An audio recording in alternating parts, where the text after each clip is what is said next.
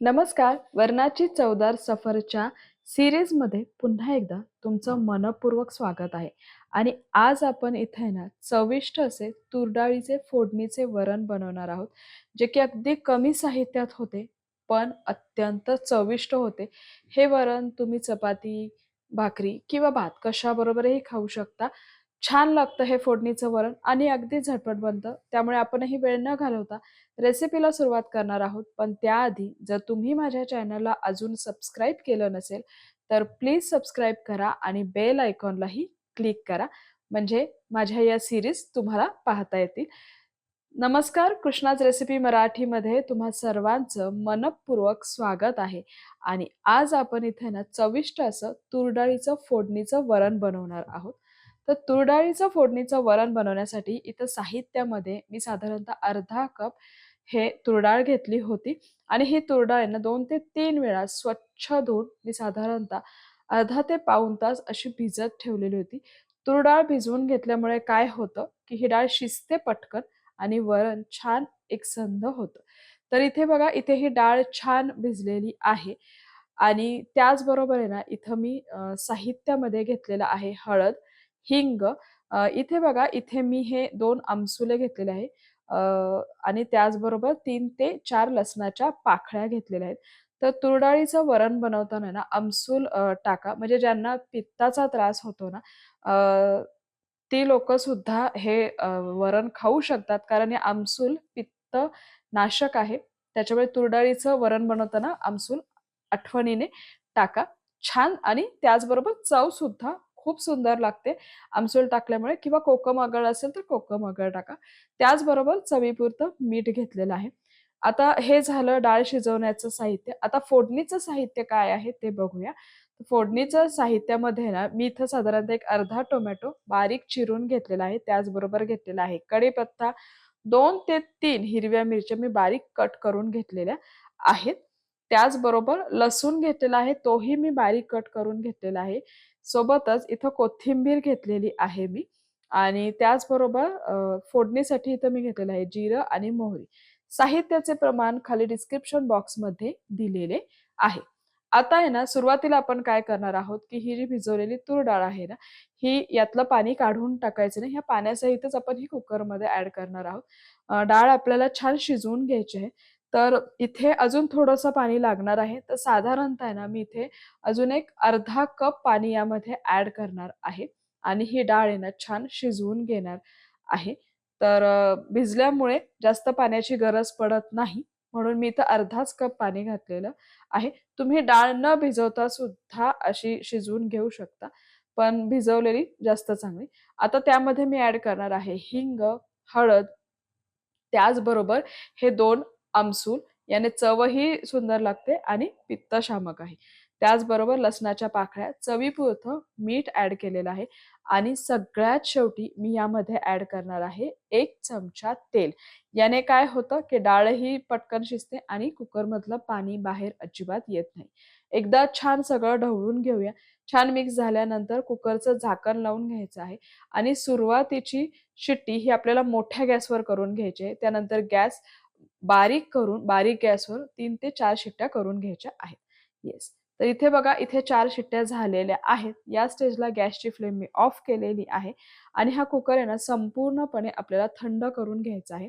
याची सगळी वाफ गेल्यानंतरच आपल्याला हा कुकर ओपन करून बघायचा आहे, की डाळ कितपत शिजलेली आहे.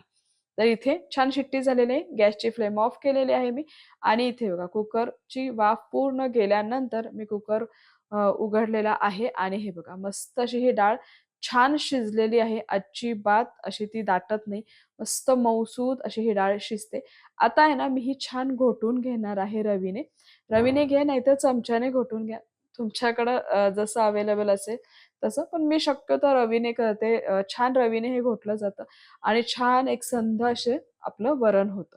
तर इथे बघा हे डाळ छान घोटलेली आहे मस्त. आता या स्टेजला आहे ना, तुम्हाला जर आमसूल यातून काढून टाकायचं असेल तर काढून टाकू शकता. मी काढत नाही कारण त्याची चव छान येते वरणाला. आता यामध्ये मी गरम पाणी ॲड केलेलं आहे साधारणतः 1 ग्लास. तर तुम्हाला वरण कितपत दाटसर किंवा पातळ हवं आहे त्या हिशोबाने तुम्ही पाण्याचं प्रमाण कमी जास्त करून घ्या. पाणी मात्र आपल्याला इथे गरमच वापरायचं आहे. गरम पाण्यामुळे काय होतं, की वरण छान एकसंध बनतं. असं पाणी आणि डाळ असं सेपरेट होत नाही. मस्त एकसंध असं वरण तयार होतं. आता इथे बघा छान हे वरण रेडी झालेलं आहे. आता आपण याला फोडणी देऊया. तर फोडणीसाठी मी कढई मीडियम फ्लेमवर गरम करायला ठेवली होती. कढई चांगली गरम झाल्यानंतर यात 1 चमचा मी तेल ॲड केलेलं आहे. 1 टेबलस्पून तेल मी घेतलेलं आहे. तेल किंवा तूप तुम्ही कशाचाही वापर करू शकता. तेल छान तापल्यानंतर आपण सुरुवातीला ॲड करणार आहोत मोहरी. मोहरी चांगली तडतडू द्यायची आहे. त्यानंतर जिरं ॲड करायचं आहे. जिरंही छान फुललं गेलं पाहिजे. त्यानंतर मी इथे ॲड केलेलं आहे लसूण. लसूण छान लाल रंग होईपर्यंत आपल्याला तळून घ्यायचं आहे. फोडणी जितकी चांगली बसेल ना, तितकं हे वरण चविष्ट होणार आहे, हे लक्षात ठेवा. त्याच्यामुळे फोडणी व्यवस्थित द्या. त्यानंतर हिरवी मिरची, कढीपत्ता छान तळून घ्यायचा आहे आणि सगळ्यात शेवटी इथे मी ही डाळ घातलेली आहे आणि हे बघा मस्त असं हे फोडणीचं वरण रेडी होत आहे. आता त्याचबरोबर सगळ्यात शेवटी टोमॅटो. टोमॅटो हे मी तेलात नाही तळून घेतले. असे वरून टाकले ना, छान चव येते आणि मस्त लागतं हे फोडणीचं वरण. तर टोमॅटो ॲड केल्यानंतर छान सगळं मिक्स करून घेतलेलं आहे. या स्टेजला तुम्ही ह्याच्यात पाणी घालायचं असेल, तर पाणी घाला. तुम्हाला कितपत दाट हवंय आणि किती पातळ हवंय त्या हिशोबाने. मला जरा हे वरण दाटसर वाटत होतं म्हणून मी थोडंसं पाणी यात ॲड केलेलं आहे. पाणी ॲड केल्यानंतर पुन्हा एकदा सगळं छान मिक्स करून घेणार आहे आणि या स्टेजला आहे ना, तुम्ही यामध्ये मीठ जर कमी असेल तर ॲड करू शकता. तर एकदा चेक करा, की मीठ कमी जास्त आहे की नाही. त्या हिशोबाने तुम्ही याच्यात पुन्हा थोडंसं मीठ ॲड करा, जर मीठ कमी पडलं तर. आता हे सगळं ॲड केल्यानंतर आपण यामध्ये आमसूल घातलं होतं. आमसूल घातल्यामुळे काय होतं, की थोडासा वरणाला आंबटपणा येतो.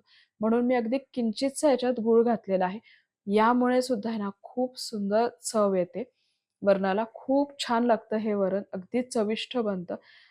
आता आहे ना, गूळ ॲड केल्यानंतर छान हे आपल्याला वरण ना खळखळून उकळू द्यायचं आहे. उकळल्यानंतर आहे ना, एकदा चमच्याने छान हलवून घेणार आहे मी. एकसारखं सगळं करायचं आहे. आता हा टोमॅटो जरी तुम्हाला वर दिसत असेल ना असा, तर जसा-जसा हा शिजेल ना, तो छान यामध्ये मिक्स होणार आहे. पुन्हा 2-3 मिनिटं आपण हे वरण छान असं खळखळून उकळून घेणार आहोत. त्यामुळे एक 2-3 मिनिटं अगदी लो फ्लेमवर हे वरण उकळवून घ्यायचं आहे. तर इथे बघा मस्त असं हे फोडणीचं तुरीच्या डाळीचं वरण रेडी झालेलं आहे. तुम्ही बघू शकता छान दाटसर झालेलं आहे. या स्टेजला गॅसची फ्लेम मी ऑफ करणार आहे आणि हे तूर डाळीचं वरण मी सर्व्ह करून घेणार आहे. तर मस्त असं आहे ना, चविष्ट आणि पौष्टिक तूर डाळीचं फोडणीचं वरण खाण्यासाठी रेडी झालेलं आहे. हे गरम-गरम भात किंवा चपाती कशाबरोबरही खाऊ शकता. खूप सुंदर लागतं. अगदी झटपट बनतं, पण चविष्ट लागतं. त्याच्यामुळे एकदा तरी तुम्ही नक्की ट्राय करा आणि मी बनवलेलं आजचं हे तूर डाळीचं वरण तुम्हाला कसं वाटलं? माझी आजची रेसिपी कशी वाटली? ही मला कमेंट बॉक्समध्ये कळवायला विसरू नका. माझ्या चॅनलला लाईक करा, शेअर करा आणि अजून सबस्क्राईब केलं नसेल तर प्लीज सबस्क्राईब करा आणि बेल आयकॉनलाही क्लिक करा. पुन्हा भेटूया एक नवीन डाळीचा प्रकार बघण्यासाठी आणि पुढच्या सीरीजमध्ये. तोपर्यंत खात रहा, आनंदी रहा आणि सेफ रहा. धन्यवाद.